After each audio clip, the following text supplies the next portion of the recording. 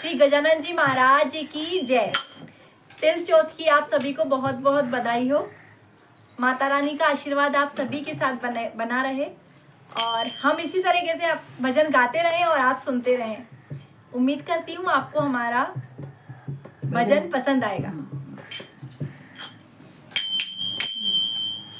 मेरे पिया की उमरिया बढ़ाए रखना, मैया हमको सुहागन बनाए रखना। मेरे पिया की उमरिया बढ़ाए रखना, मैया हमको सुहागन बनाए रखना। मेरे पिया की उमरिया बढ़ाए रखना, मैया हमको सुहागन बनाए रखना।